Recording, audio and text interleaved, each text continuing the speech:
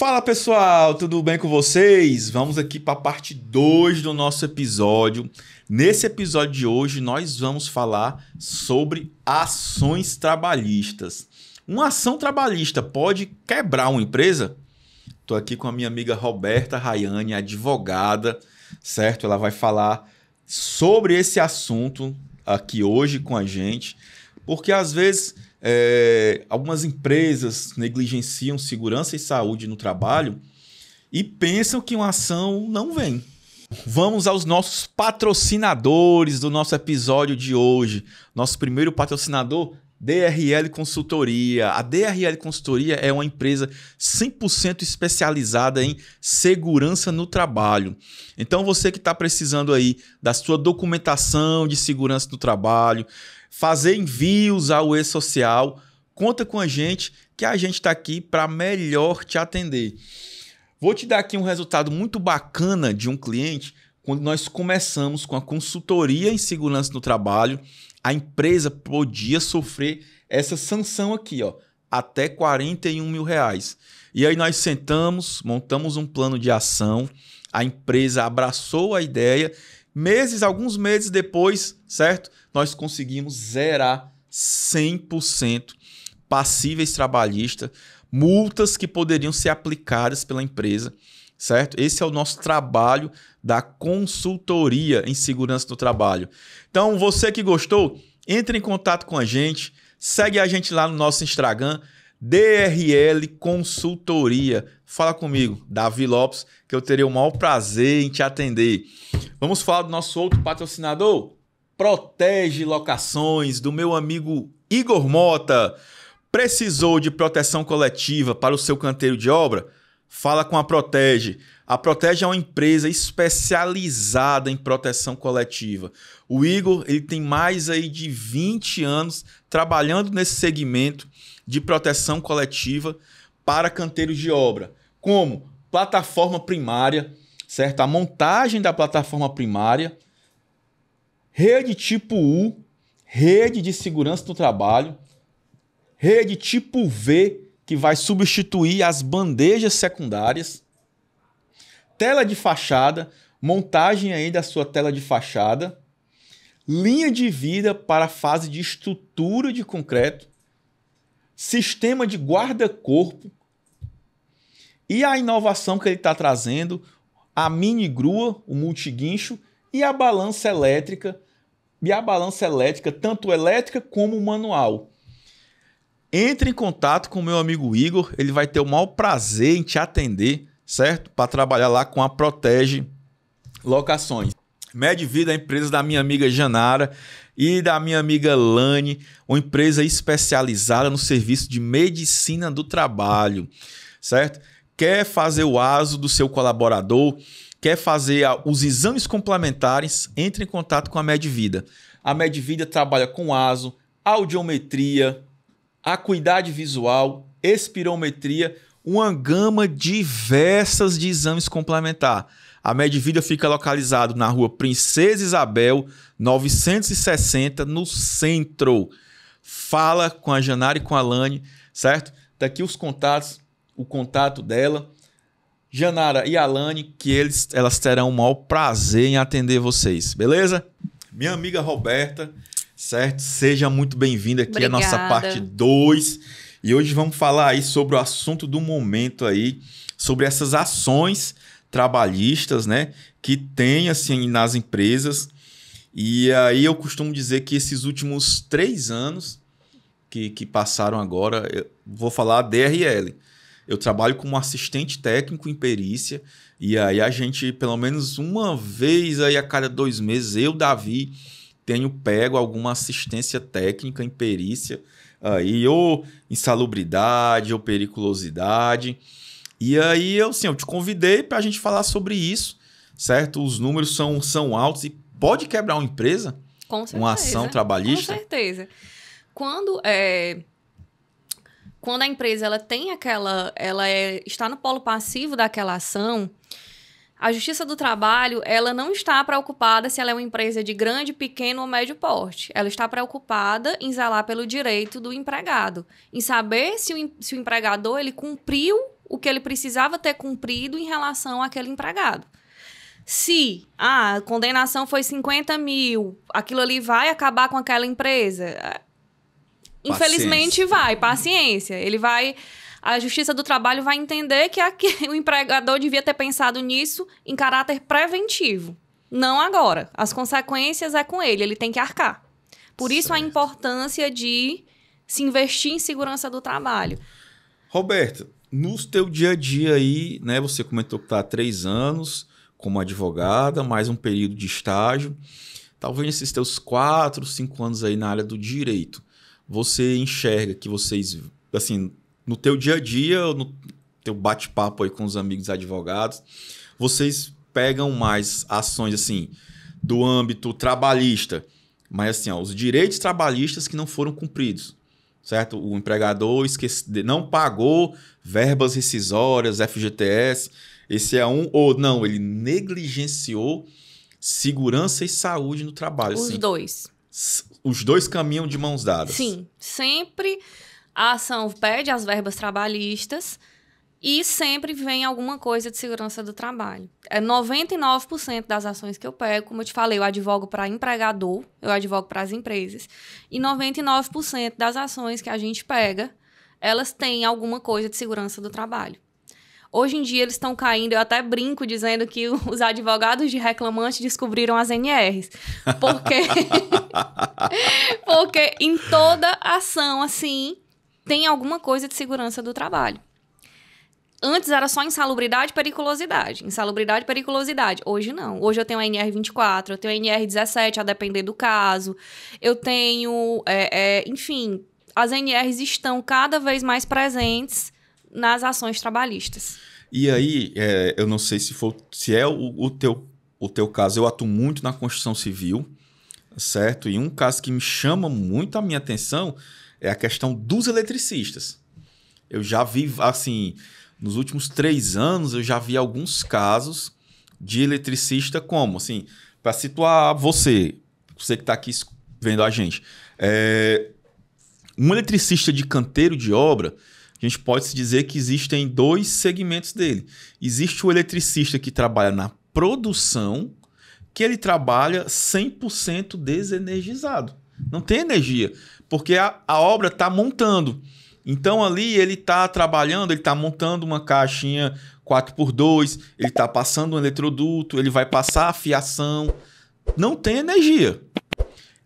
Ou o eletricista do canteiro de obra, que é o eletricista que vai trabalhar ali montando uma tomada, montando uma extensão, montando um quadro. Aí já é um pouco diferente. Ele tem que seguir o passo a passo da NR10, que diz lá os 5 passos para ele poder trabalhar, certo? E aí é onde é o gargalo. Porque a galera que é da produção tá entrando com o processo trabalhista pedindo periculosidade. Sim. E aí muitos estão, quando a empresa não é bem articulada, certo? Estão ganhando. Sim, porque nesse caso, quando o ônus da prova é da empresa. O ônus da prova é da empresa. E como é que a empresa ela tem como provar que ele não fazia jus àquele adicional?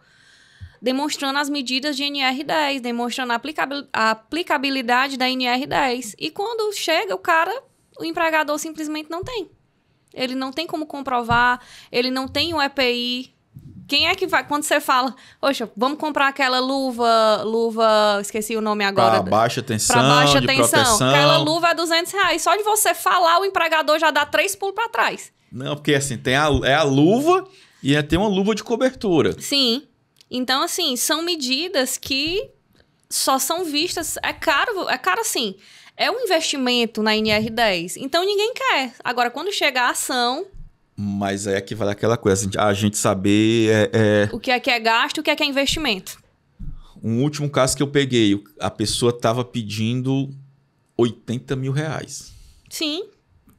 80 mil para uma luva, o kitzinho da luva, 300. Sim. Diluído aí em 36 meses aí de obra, certo? Porque também os casos que eu peguei, gente, assim, ó, entenda aí, eu bato muito nessa tecla, a Roberta pode agregar valor aqui, Geralmente, os casos que eu peguei aqui, essa questão do eletricista terminou a obra. Aí terminou a obra, a documentação de obra vai para onde? Sim. Só Deus. Aí, pum, chega lá o termozinho da justiça, né? Sim, chega lá a notificação. Aí, cadê as coisas do rapaz? Quem é que sabe? Exatamente. Quem é que sabe? Quem é que sabe? Quem é que sabe onde é que vai achar as coisas desse rapaz? É todo... Certo. E aí, assim, a obra encerrou, perdeu a documentação, como é que vai atrás? Sim. Em alguns clientes, a ADRL trabalha, né? Quando lá a gente vai orientar, cara, a gente pede para escanear todo o dossiê do trabalhador. Certo? Escaneia justamente para quê? Deixa em via digital, se for preciso, vai lá e guarda tudo via digital para não ter problemas, Importante ressaltar, Davi, que o empregado, ele tem até 2 anos após o fim do contrato de trabalho para ajuizar a ação trabalhista. Eita, olha aí. Então, às vezes, o que é que, infelizmente, alguns empregadores pensam, poxa, acabou a obra, até agora ninguém botou na justiça, tem 1 mês, 2, 3, então vamos nos desfazer aqui desse monte de coisa que não aparece mais. Aí, passado 1 ano, chega a notificação. Verdade. Roberto, o descumprimento das normas de segurança no trabalho, certo? Pode resultar em interdição de atividades. Quais casos que você lembra aí que isso praticamente quebrou a empresa? Assim, comenta aí no teu dia a dia, casos que você viu de interdição, de embargo, desses problemas. Pronto, eu vi muito isso quando eu estava na parte de segurança do trabalho, certo? De fiscal chegar, via aquela irregularidade, já interditava equipamento que causa um prejuízo muito grande, interditava o canteiro de obra. E muitas vezes, assim, o que é que a gente precisa entender? O que eu te falei nesse minuto. O que é que eu estou gastando com segurança do trabalho, que é investimento? Eu não posso ver a segurança do trabalho só quando eu estou ou no polo passivo de uma ação, ou sofrendo fiscalização. Eu preciso entender que o cumprimento de todas as normas, ela vai me proteger, ela vai me proteger de gasto, seja com multa, seja com ações trabalhistas. Nesse caso, por exemplo... Sei que eu estou fugindo um pouco da pergunta, mas é porque eu acho que vai agregar. A gente tem...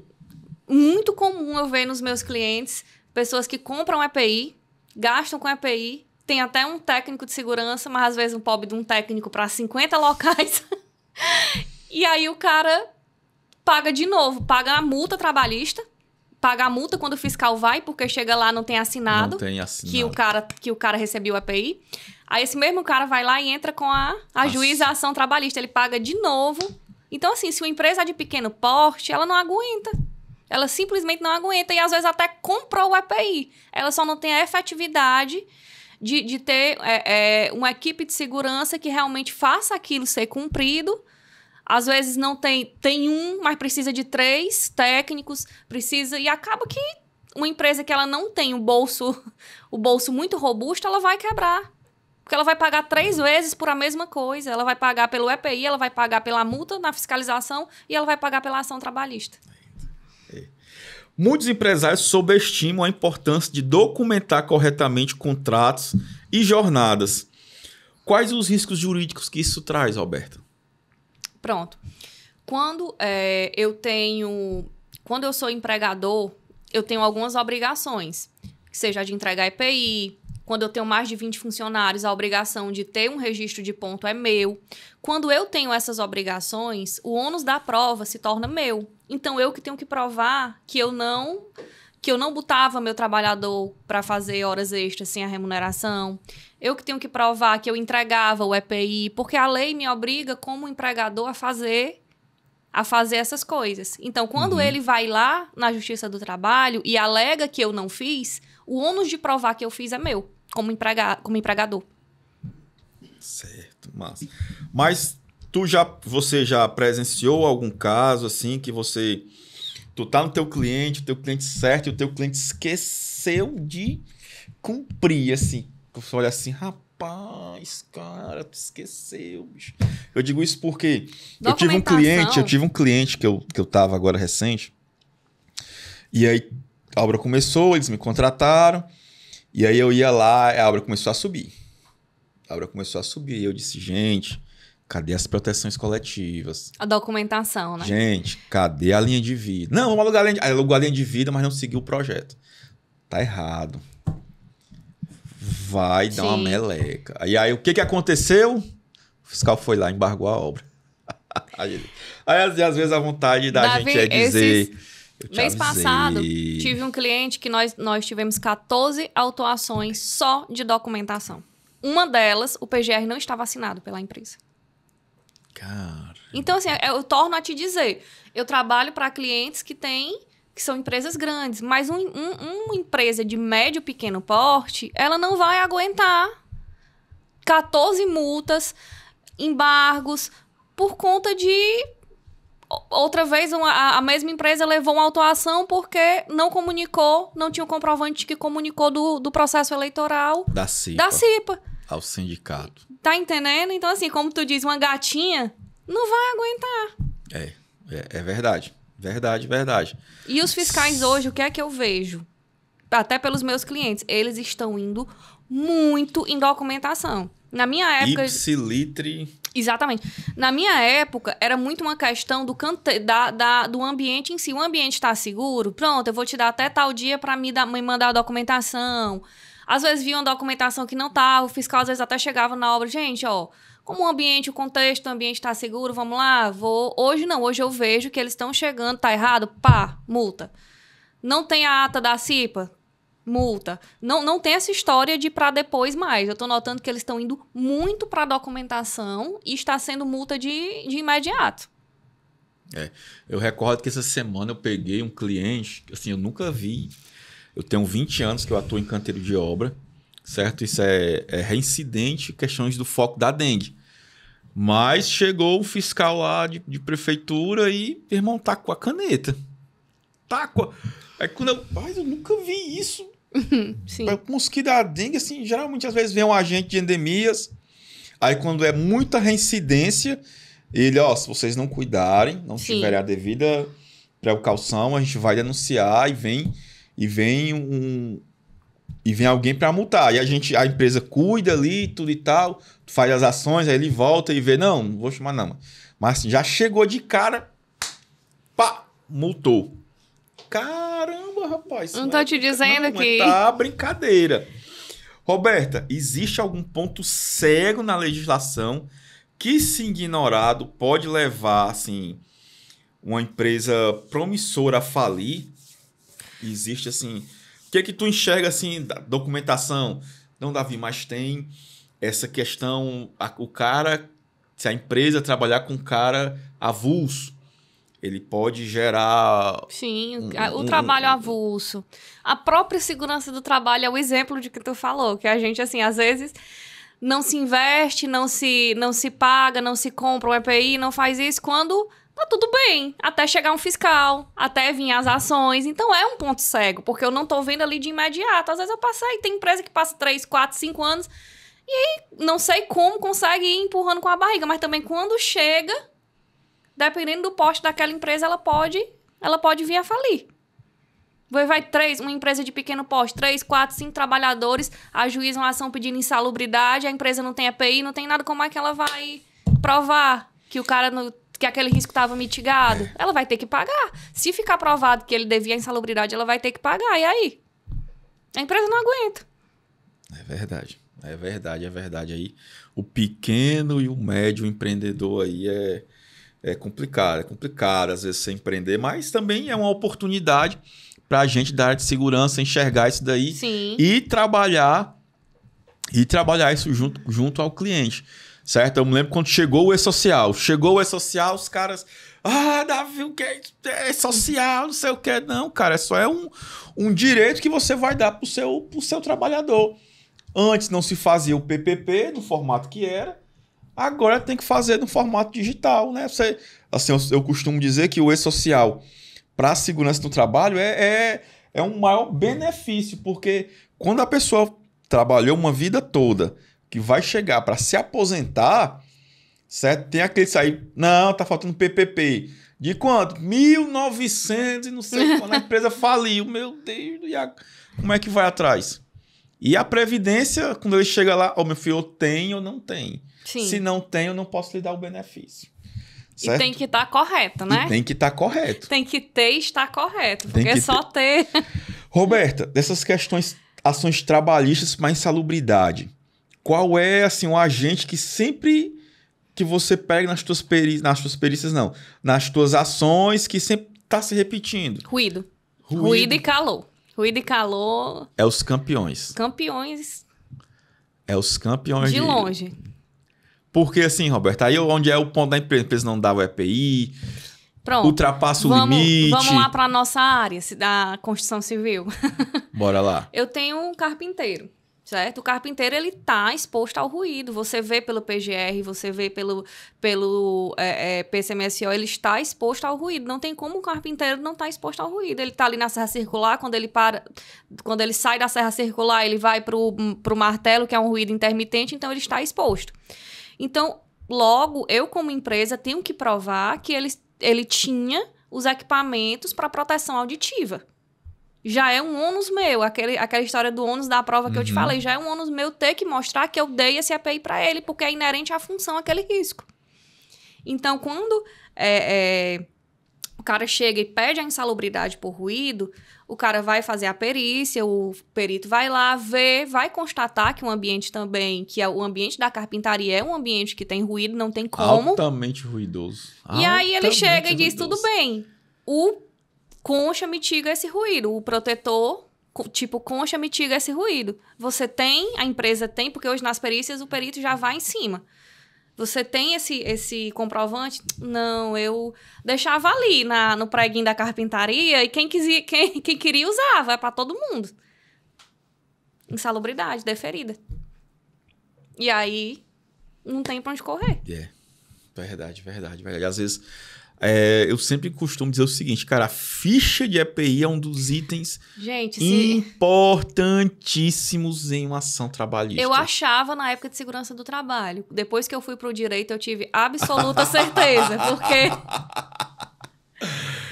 é incrível o quanto os empregadores vêm perdendo em perícia, vêm perdendo os pedidos de insalubridade porque não tem como comprovar. E pasme, muitas vezes ele comprava o EPI pro cara, ele só não tem como comprovar. Ele não pegava a assinatura na ficha de EPI.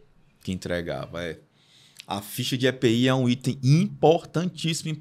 Eu acho que hoje, às vezes as empresas até negligenciam.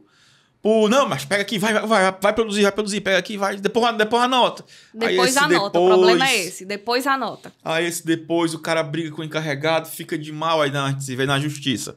Sim. E aí não pegou a assinatura do rapaz. Exatamente. Certo. Eu acho que hoje dessas documentações em relação à ação trabalhista, se fosse para eu eleger a mais importante, eu te diria que era a ficha de EPI. Não estou diminuindo os treinamentos ou as outras, mas se fosse para eu dizer assim, a mais, que eu vejo mesmo assim, que enseja a condenação, é a falta da ficha de EPI. É porque eu também vejo muito nas perícias. Nas perícias. O perito chega e pede. Cadê? Aí quando você vai montar o dossiê, aí cadê a ficha de EPI? Aí tá incompleta. Treinamento nas perícias hoje, eu também já, quando eu tenho um tempinho, às vezes você é assistente técnica também, e eles pedem ficha de EPI, eles não veem só a medição antigamente, era mais a questão de uma medição. Aqui tá tanto decibéis, aqui tá tanto... Não, hoje não, eles querem o contexto. Às vezes dá até dentro da norma, mas eles, poxa, não tinha, eles colocam lá no laudo, não tinha treinamento, não tinha EPI. Então, é todo um contexto hoje que está sendo abordado pela perícia, que se o empregador ele não estiver observando, ele vai gastar a rodo. Precisa ter esse cuidado. Rapaz, esse tempo, ele não é nosso amigo. Passa muito rápido. Esse tempo, ele não é nosso amigo, Roberto. E se deixar eu e tu falando, a gente passa 3 dias aqui. Não, Roberto. O tempo não é muito nosso amigo, não. Roberta, e quais são, assim, erros, assim, que pode gerar coisas milionárias? Erro, negligência, certo? Exemplo, eu sou de uma época na construção civil que falar em segurança no trabalho era... ofensivo.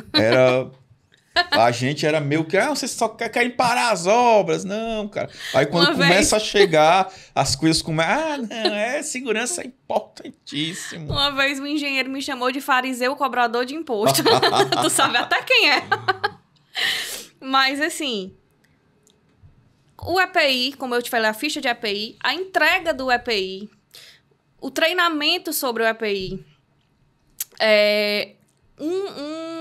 a observância do ambiente do trabalho como um todo, porque, como eu te falei, as NRs hoje estão sendo muito abordadas.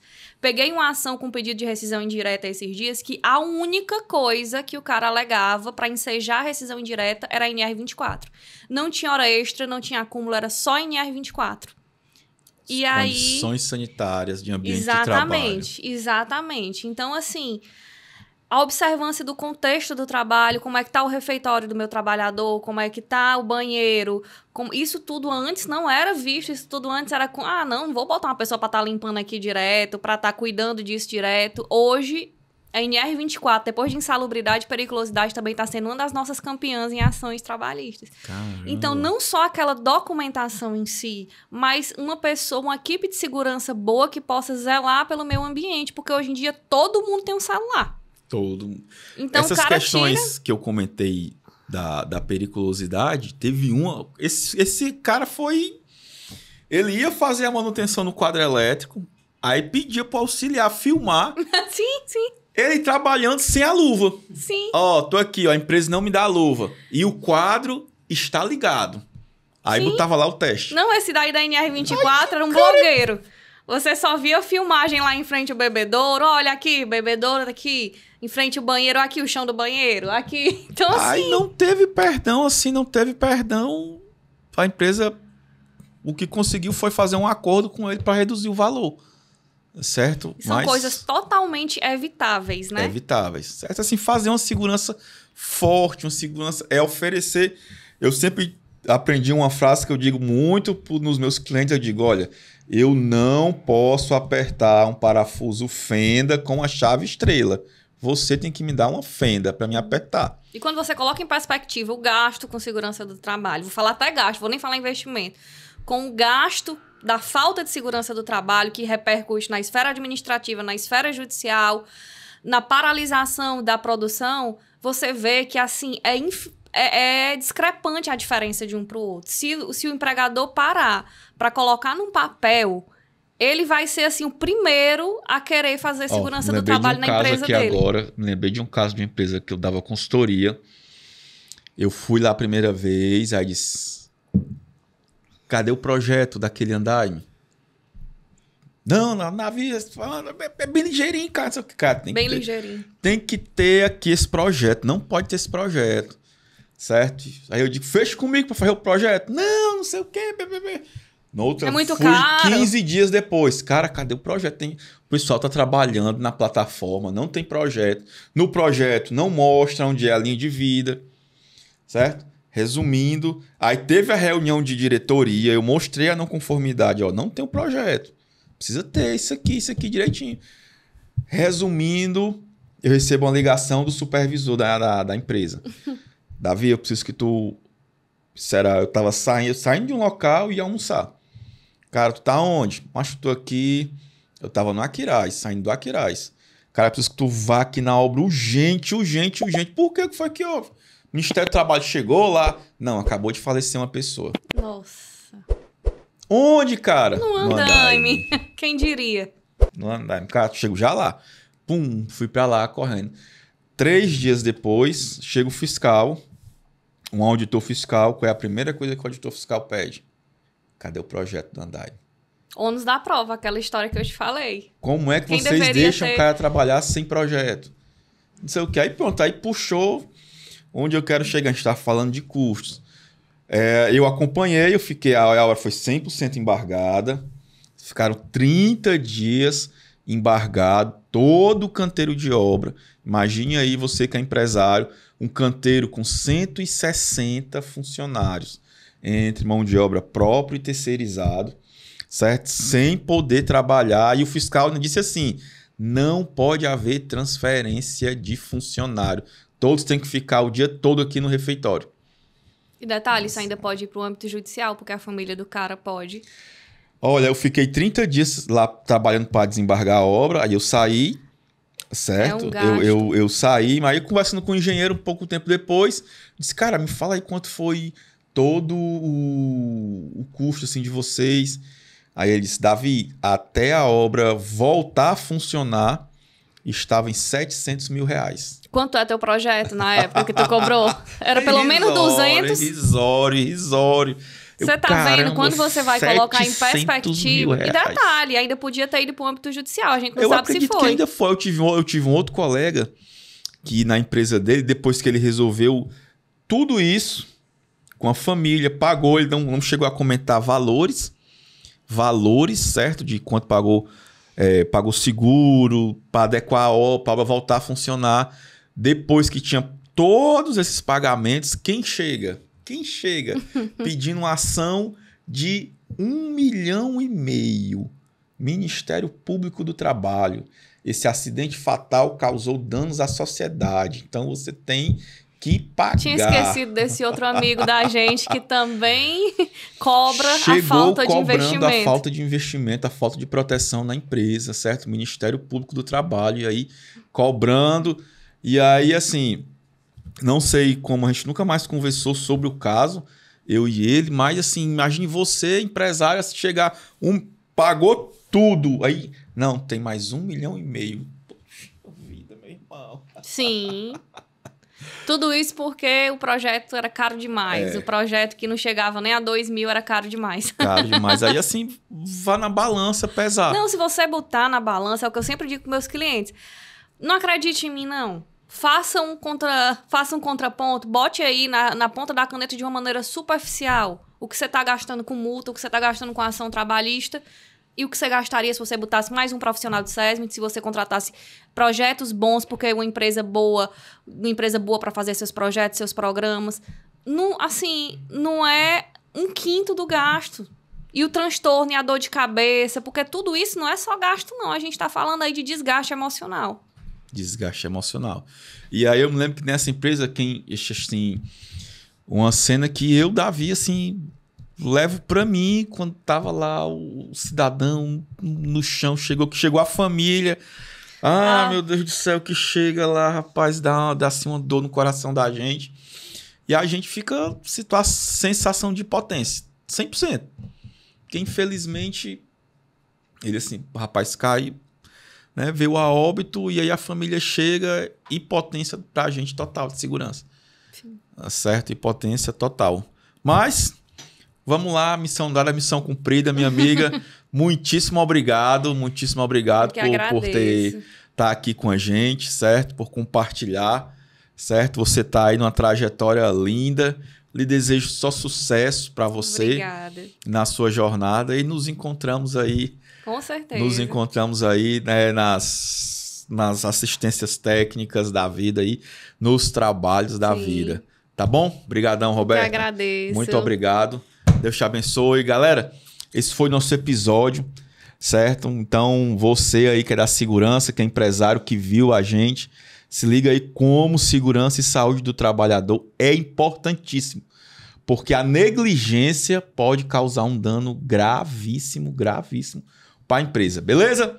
Fica com Deus. Até o próximo. Tchau, tchau.